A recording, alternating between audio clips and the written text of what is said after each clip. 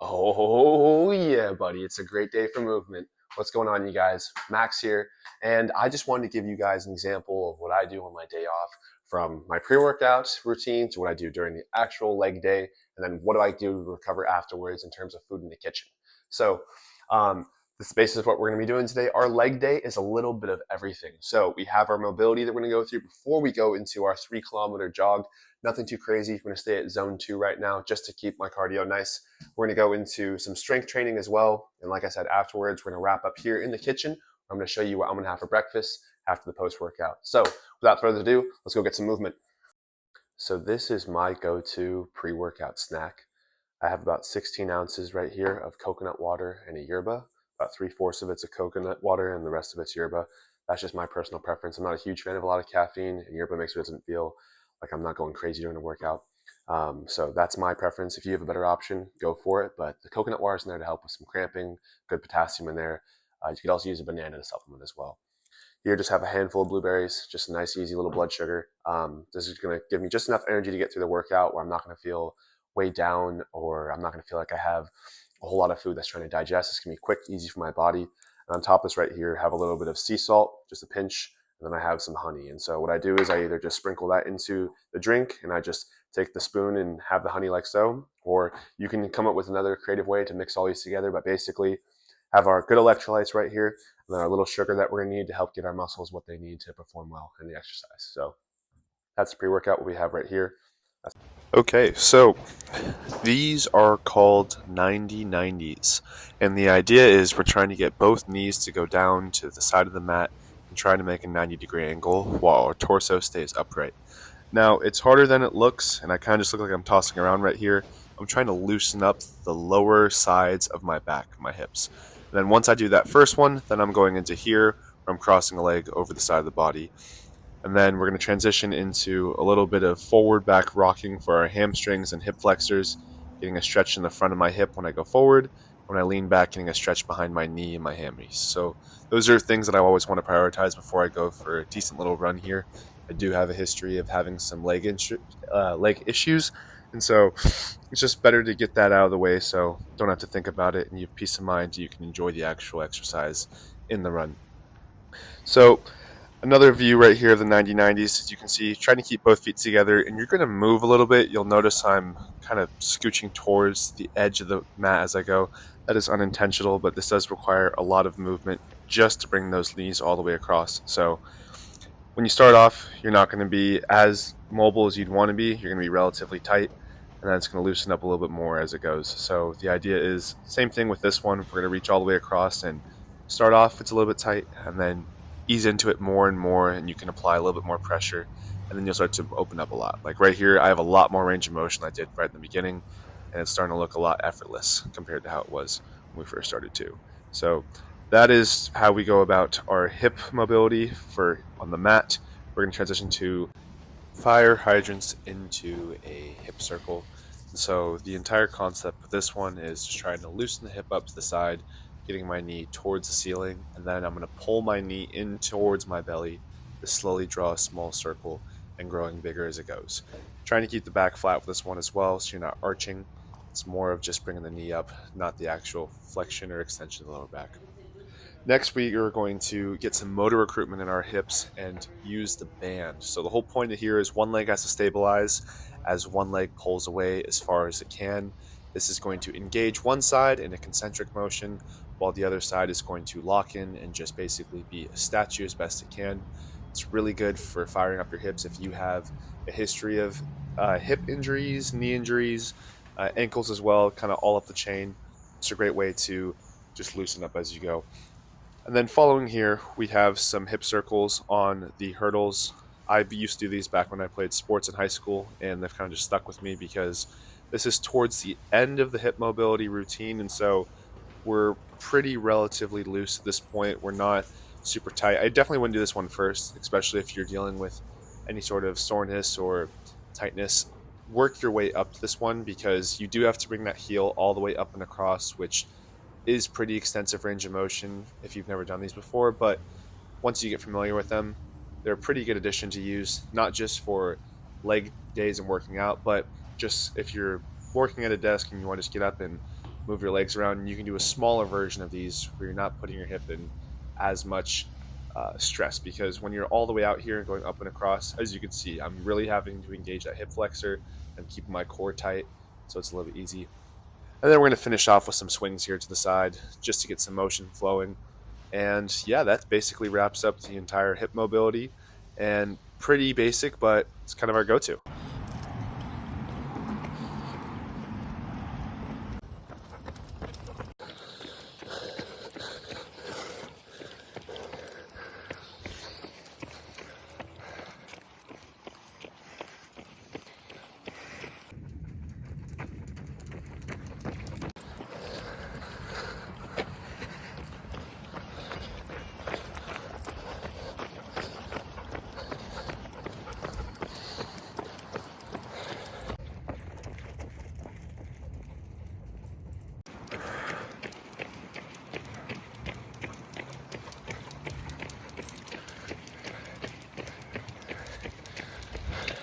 Let's go!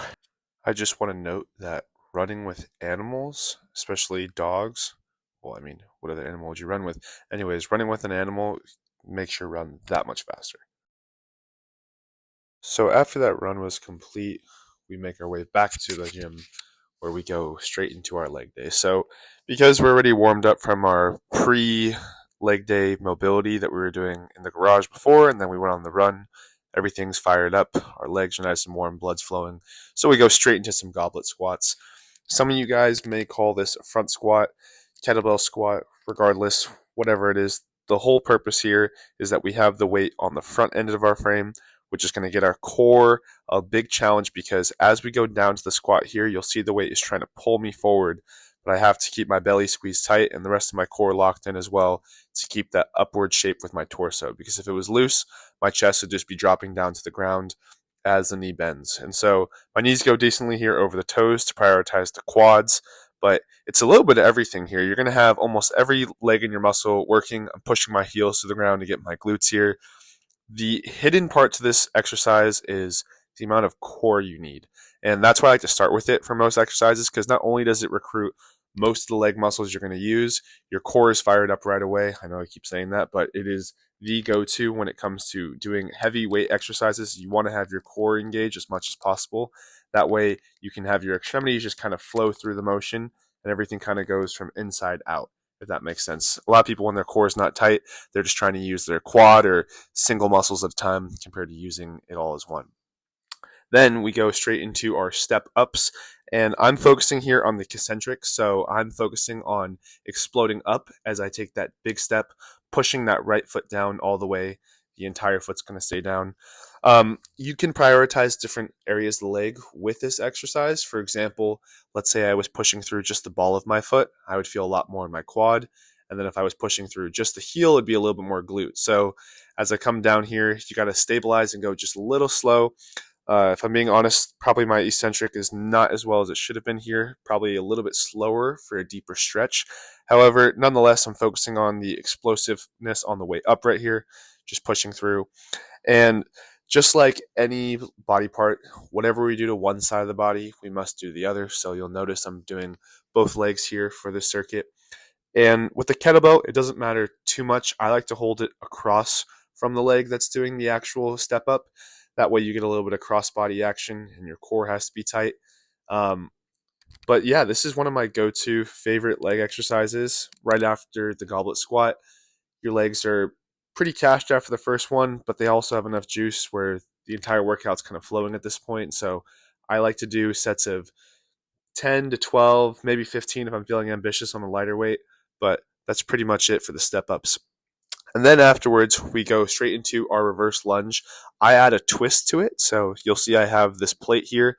And as I'm stepping back with one foot, I'm twisting to the opposite direction. This has a little bit of a torque in the body. So I'm trying to stare straight ahead as I'm doing this because that helps my center of balance. Kind of looking forward a little bit too towards the ground. That way, when I go down and take that deep right step back, I can twist all the way and load that left leg and then explode on the way up as well. This one, just like the step ups, we're going to want to do both of them evenly. So if I do 10 on the left, I'm going to do 10 on the right, or whatever rep range you are planning on doing. Now, key note for this one is it is pretty quick in compared to other exercises because the weight is pretty low, and I'm just trying to develop a little bit of coordination here for this movement. And so this is one of my go-tos after I do a squat or some sort of step up or step down. I like to have my twist with a lunge just to have all parts of the leg going. I've probably been doing this one longer than I've been even doing back squats. So there's a reason why I'm going so quick with this one. It's kind of a breeze for me, and so I encourage you guys to try this one at your next workout because it works the whole part of the leg, especially the hamstring on the back side of the knee. People don't really think about that one as much. People are very quad dominant when it comes to their legs for most exercises. Because look here, as I step back, I'm loading that heel. So my right heel, I'm trying to push the weight there on the back. And then as I extend the leg up, that's my glute doing all the work. And that left leg is just trying to get a nice deep stretch. The farther you go back, the more challenging it is to come up. For example, if I shorten those strides, it wouldn't be as much resistance. And then we're going to finish up here. Like I said, this is a very brief leg day workout, especially after the run. We're going to do some hyper extensions. And this is a little bit more focused for me because I'm trying to develop my posterior chain a little bit more, specifically the lower back and glute. They kind of work together. So you can see as I'm doing this exercise, I'm contracting and doing almost like a hip thrust in the beginning. So it's mostly glute. And then the lower back muscle kind of follows to help pull my entire body up. But for the most part, it's starting with glute and then it's finishing with lower back, like 70% glute, 30% lower back. So in continuation off of our pre-workout meal, now that we finished the workout, we're going to come back here to refuel. And so the first thing that I want to prioritize after I have a good workout is protein. And so your main protein sources are going to be here. I like a little bit of Greek yogurt. I like to use Siggy's. It's an awesome brand. If you have something that works better for you, go for it. I then have about 3 eggs. I love having eggs. I can have them for literally every meal. But just to limit how many eggs I'm using, I also supplement with some egg whites because it helps get me more protein without adding the extra fat and cholesterol from the egg yolk. And so I use about a quarter of this guy, which is about 25 grams of protein. Each egg relatively has between 6 to 8 grams, depending on how big it is. These are probably medium size. So we have about 25 grams of protein here, 15 between the eggs right here, 15 to 18, and then one serving size, which is a quarter of this, gives me about 20 grams of protein. So you're looking at about 60 grams of protein is what I'm getting in my body right away after a workout to help refuel and rebuild those muscles I broke down. In continuation from the protein, I always going to have a little bit of some berries as well. You can have strawberries, raspberries, blueberries, something that's not super sugary or starchy fruits. I like to have this just in continuation with the pre-workout. I'll have a handful or two, just depending on how I feel, to be honest. You can't really have too many blueberries. They are my favorite personally. And then next, I just have a little bit of spinach. This entire bag is 2.5 servings. So I put about a third of it or so. I mix that up into my omelet. And so I'll mix that in with a little bit of fiber, maybe some greens, all the vitamins I need. And that's basically my breakfast that I have almost every single day of the week because it just keeps me at a stable energy level. I know what I'm going to get. I know how my body reacts. I get 60 grams of protein right away. And it just helps the entire rest of my day as I go forward. So we're going to get this all prepared up and I'll show you in a second.